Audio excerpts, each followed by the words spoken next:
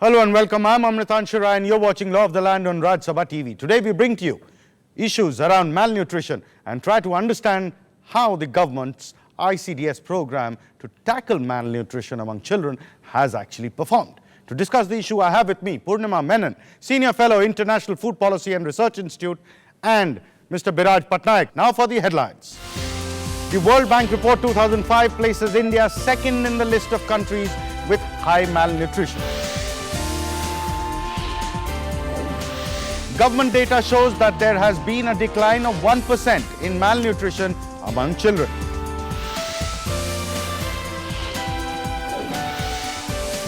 And there is a feeling among experts that ICDS scheme has not been able to achieve its objective.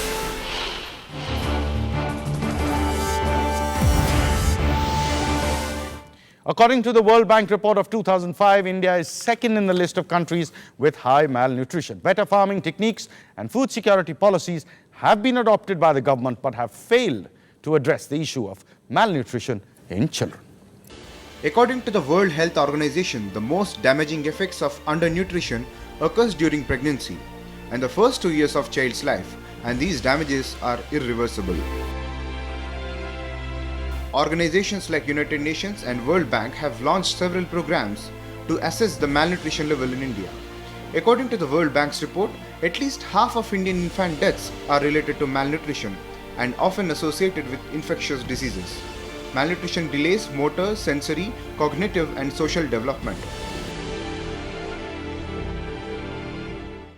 Initially, India in the 70s was a food deficit state. The Green Revolution brought up so that population growth really did not result in any food grain deficit. Yes. Even today, we are okay as far as food grains are concerned, and will continue to be so if the current production policies are there. But nutritionists always want pulses to come in a big way, and pulses had been stagnant between 1960 to almost mid-2000. According to the National Family Health Survey, NFHS-3 carried out 5 years earlier, child malnutrition rates in India are disproportionately high. The NFHS-3 is the third pan-India survey conducted since 1992, covering 200,000 people between the age group of 15 to 54 years. As per the survey, 46% of the children below 3 years are underweight, compared to 28% in Africa and 8% in China. In addition, 39% are stunted, 20% severely malnourished in India. The high mortality rate among children below the age of 5 is caused due to lack of basic micronutrients such as vitamin A, iron, iodine, zinc and folic acid. States that have improved over time, over the last 3 rounds of the surveys, were states in the northeast. So Arunachal Pradesh, Assam, Tripura have seen a lot of improvements. On the other hand, states that did not see improvement over time are Gujarat and Maharashtra, where there was, maybe 3 percentage point improvements in stunting. Surveys carried out by various agencies identify the problem of dual nutrition, which includes overnutrition in different states and different segments of population. In the last 2 decades, there has been a steady and progressive increase in overnutrition and associated non-communicable diseases. ICDS scheme suffers from the shortage of funds at the grassroots levels. Government in center and governments at state level are not allocating the funds which are required to control the malnutrition levels in the grassroots level. Once we will be able to put these funds in the particular area, the malnutrition level will definitely come down. With camera person Rajiv Rathore, Raj Kamal, Rajya Sabha TV. 2000 was the last that the country did a reality check on malnutrition. Straight away to you, ma'am. The data that we have, how reliable is it? The data that we have is reliable, but it's old. So I think that right now is the absolutely fundamental problem here. None of us knows what the current status of malnutrition is. Planning is happening in a data vacuum, if you will. We have no way to know if 11th plan targets were met, but we are moving on to plan for the 12th plan. So I think it's not an issue of whether the 05-06 data are reliable or not. It's just that we don't have data. Mr. Patnaik, is malnutrition actually a concern? Well, it's a concern For the government? And are we Yes, doing enough? no. Are we doing anything to No, tackle let, it? let me begin by saying that malnutrition is a grave concern, the situation of malnutrition that we have here. Yeah. But insofar as the government is concerned, I think there isn't a recognition, because over the last 20 years, this country has been living a lie.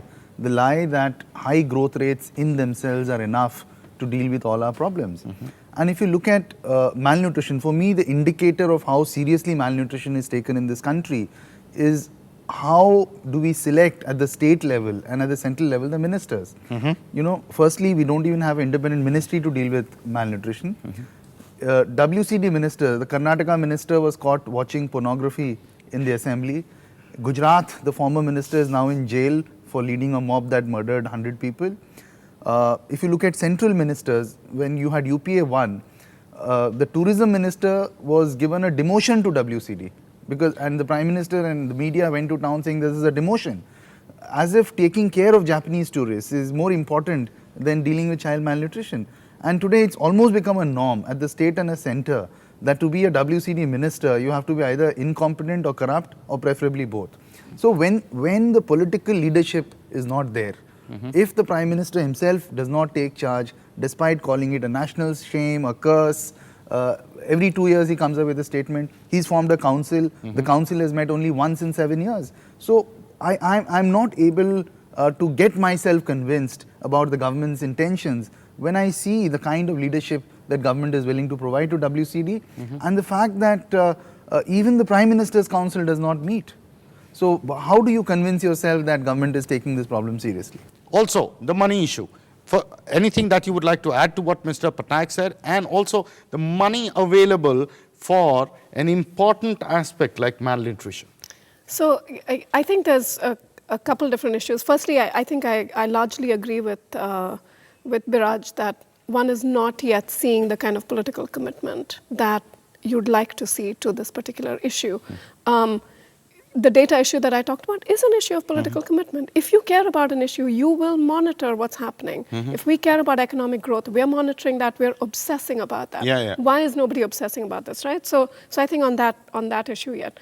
On the money front, you know, the way that I see the money issues being discussed is, it's not, for instance, a full-on look at, okay, what is it going to cost the nation to get rid of malnutrition? That's one piece, right? It's more, how much do we want to spend on this scheme and that scheme and the other scheme? But where is the work that looks at this from the ground up and says, here's what the problem is, here is what, at least some things we know that will work, and what will it cost the nation to deliver that? And then what is the best way to do it? I think we're also a little bit stuck in the trap that WCD and ICDS are the only solutions.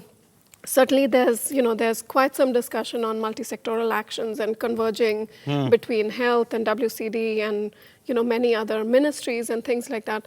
But there's also the danger that we may just get caught talking about multisectoral action if we are not focused on what is it that we want to achieve at the grassroots level. On the ground, what is it that we want to see? We don't have, the last National Nutrition Policy was written in 1993. Yeah. So where is even that statement of what our vision is for nutrition as an issue, and what we think is going to take us to get there? Do you get a feeling that food security, layout and everything is going to take care of everything on its own? No, is think, that a perception? No, I think that is a perception in the media. That is a perception amongst a large number of activists who think that food security and the food security bill in itself will be enough to deal with malnutrition. Malnutrition, there's not even a line about malnutrition and food security. It's all about delivery. But even if there was, it wouldn't be. Because you see, the relationship between food and nutrition is the same relationship that you have, say, between textbooks and education. Yeah. Textbooks are a necessary but not a sufficient condition. Now, insofar as India is concerned, you must recognize that food is only one part of the problem. The major problem, in my view, also is that people do not have access to the three critical determinants of malnutrition, which is access to safe drinking water, access to sanitation, and access to good quality primary health care. Without these three, because you see, malnutrition is also about absorption. Yeah. We have indeed food as an issue. Large parts of the country, people do not have access to food. But even if that food was available, if you don't have potable drinking water, a child is likely to have infections, and then those infections are going to lead to a situation where absorption of that food will not happen. Undo malnutrition. It'll undo the nutritional status of the child. Now, globally, no country has tackled malnutrition with the extremely poor kind of sanitary conditions we have in this country.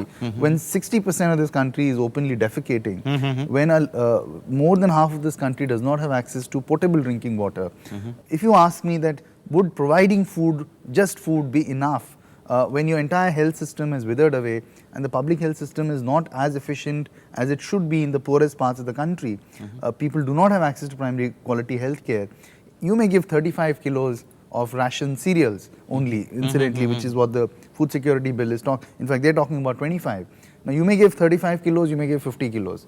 It's not going to make a major dent on our malnutrition. And I think that is something that government is not willing to institutionally acknowledge and inform in its own response to the problem of malnutrition.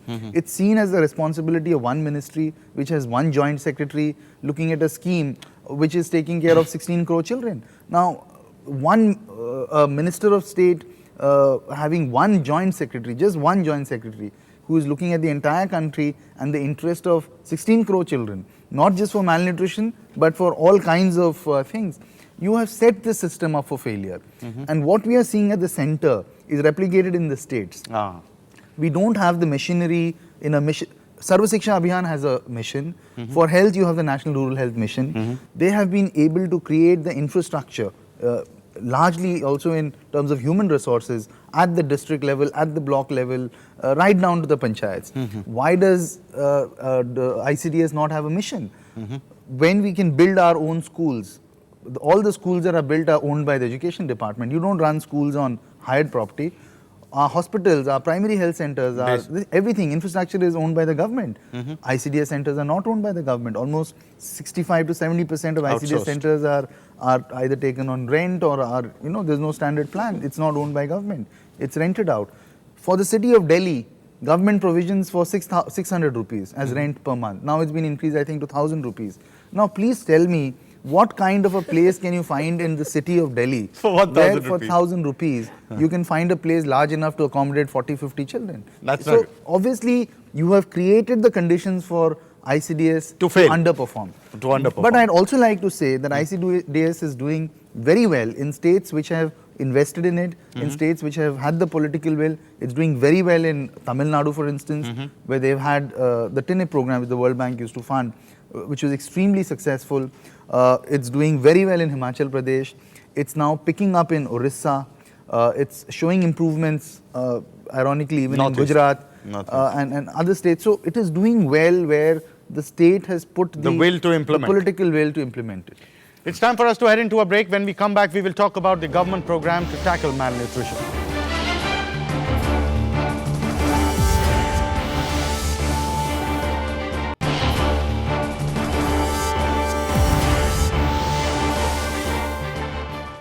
Welcome back. Malnutrition among children below the age of 6 years has declined marginally in the last 8 years.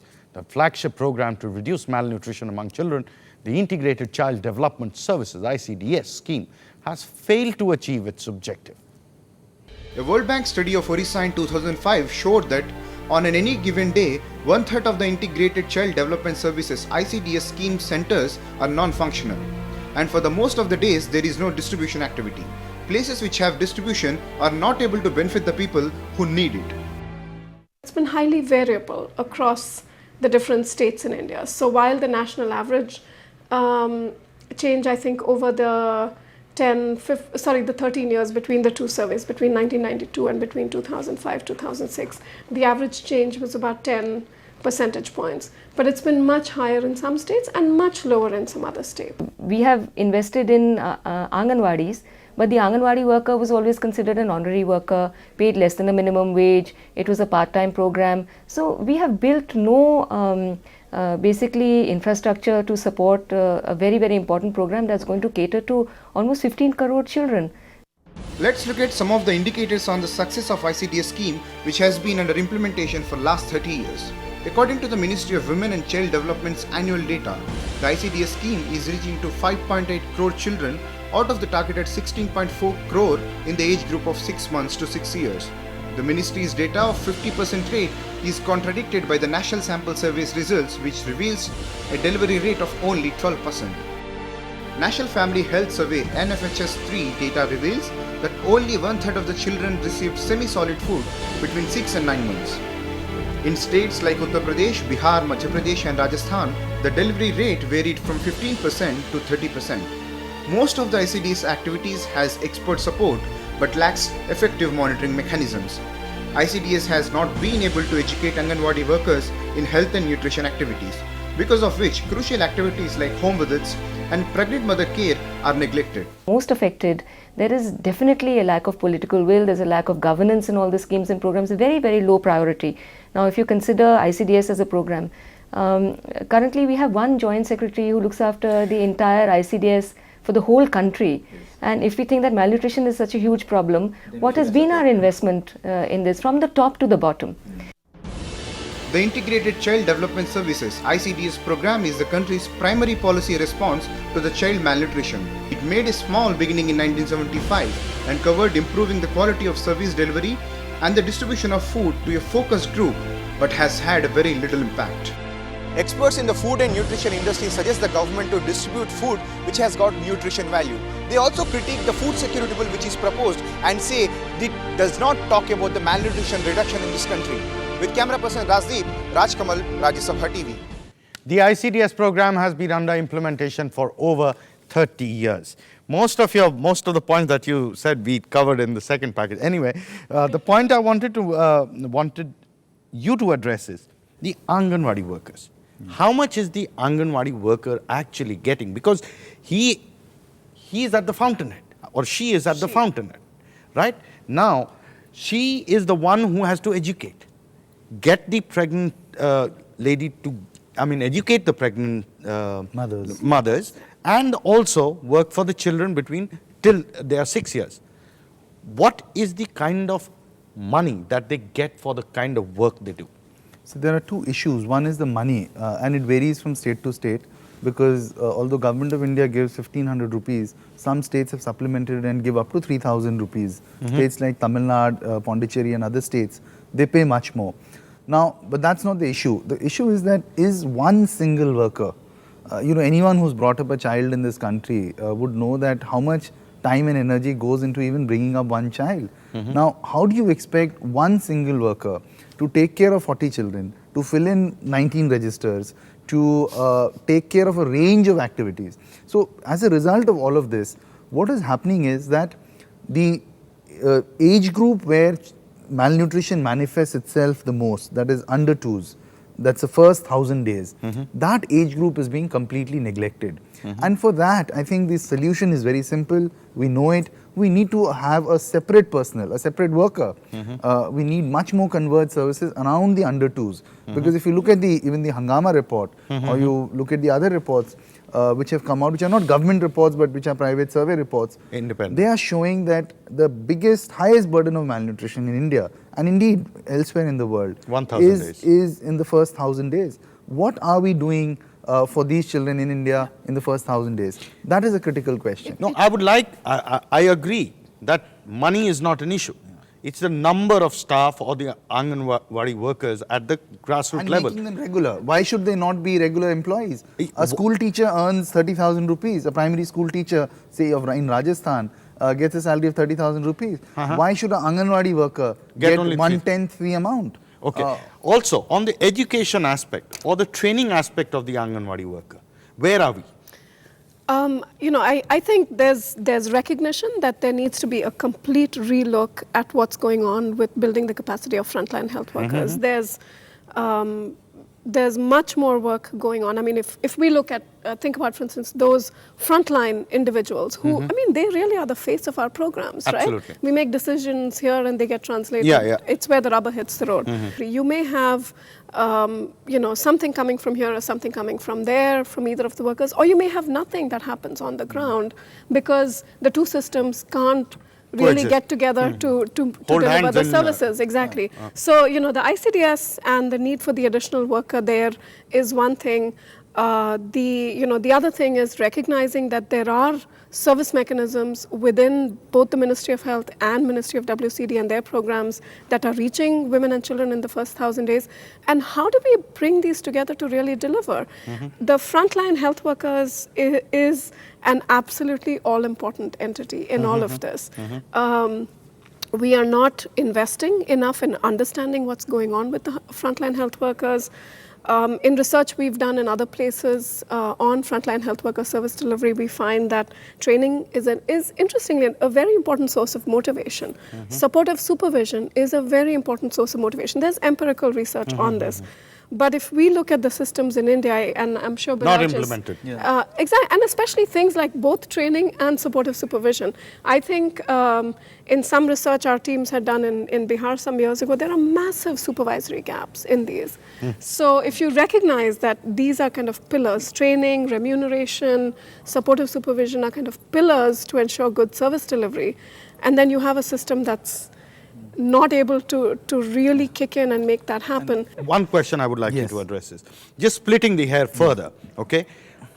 How heavy is the load of compliance to transparency and accountability on the workers, frontline workers, as she said? And I would like you to further explain what is the kind of compliances and the money and the emoluments and the kind of bureaucratic tangle that they are trapped into. Because of the endemic corruption, what has happened is in most states, the contractors have been given contracts for supplying food to these Anganwadi centers. Right. Despite Supreme Court orders which have banned it, and despite the best attempt of the Commissioner's office, corruption in ICDS is very, very high. And Government of India, unfortunately, is aiding and abetting that corruption.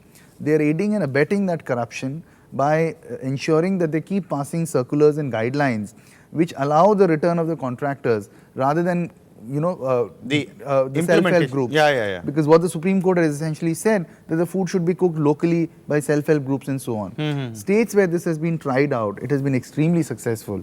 You look at Orissa, you look at Madhya Pradesh now, you look at Chhattisgarh, where self-help groups are involved not just in the preparation of hot-cooked meals, but also in the dry rations and take-home rations. You showed a graphic which said that 1/3 of children were not getting dry rations. They're not getting it because of the corruption. In UP, for many years till recently, the contract for ICDS supply was held by Ponti Chadha. And those kind of people, people who are into all kinds of businesses which require regulatory thing are in it. And unless we deal with this corruption, to expect that one worker, because she is overburdened. The other question is that almost 30 to 40% positions of supervisors are vacant across the country. Understaffed as usual. Understaffed as usual. Then the CDPOs, why can't ICDS have a separate cadre? Why can't states have a separate cadre of CDPOs? So what happens is a block development officer is made a CDPO. He does not want to be the CDPO. He thinks it's a great reluctant performer. So it's a complete demotion. And that mindset starts from the CDPO and goes up to the secretary. Many secretaries of WCD have privately told me, and I'm not going to name them here, that they see their posting as a punishment posting. I'll get more on that later. It's time for us to enter into a break. When we come back, we will show you an interview with member National Advisory Council, Mr. NC Saxena.